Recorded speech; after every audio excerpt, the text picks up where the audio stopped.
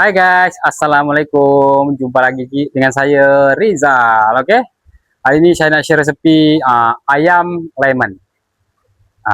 Oke, kita tengok bahan-bahan sini. Kita ada ayam, kita dah basuh, dah iris. Kemudian kat sini yang paling penting kita kena ada lemon guys, lemon, kemudian bawang putih, kemudian ada butter cup. Oke, kemudian ada tepung jagung. Oke, first telur, bawang putih, lada putih, kemudian black pepper, kemudian masuk perasa sikit, cubit garam. Sekarang jom kita gaul dulu. Kita gaul ayam dulu, kita peras sekejap sebelum kita nak goreng. Ni resepi ni korang boleh guna untuk berniaga, untuk makan sendiri kat rumah pun boleh, tak masalah. Saya halalkan semua ya.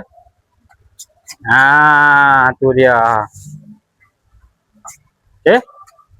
Setelah dia tercampur macam ini, guys, sekarang jom kita berap ayam ni lebih kurang dalam 5 minit. Sekarang jom kita campur sekali dengan tepung. Tengok sini. Ini tangan saya dah basuh. Kita campur dengan tepung. Okey, kemudian kita goreng ayam, kita panaskan minyak, kemudian goreng. Goreng dia kena goreng satu-satu ya. Jangan goreng sekali, nanti dia melekat. Apabila ayam dah masak, dia akan jadi macam ni ya. Kita angkat. Kita tepikan, kita buat sos dia. Sekarang kita nak buat kuah dia, kuah lemon dia. Okey, tengok sini. Tips yang paling penting, korang kena ada sangkuit. Kita mula nak masak, first kita cairkan butter. Apabila butter kita dah cair macam ni, baru kita masukkan bawang putih,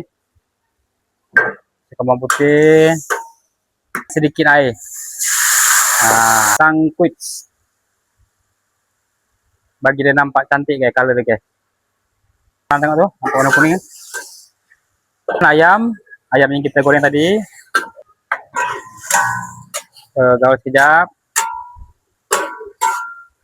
Untuk perasa sedikit, kemudian sedikit gula, sedikit garam. Ni perasa kita adjust masing-masing tau.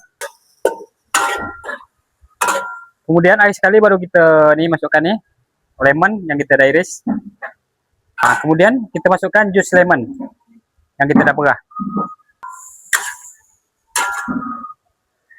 Kita masukkan ni sikit cili. Ni cili ni terpulang masing-masing tau. Ada setengah orang dia tak bubur cili. Yang ni versi ni saya buat versi pedas sikit lah. Jadi biar gitu. Okey. Sekarang boleh kita hidang. Okey guys.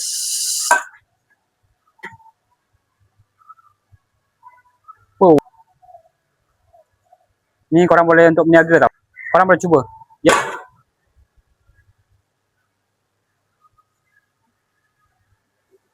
Okey guys. Inilah dia ayam masak lemon. Bau sedap. Okey. Selamat mencuba. Jangan lupa yang paling penting korang follow. Ini menu baru kita ni.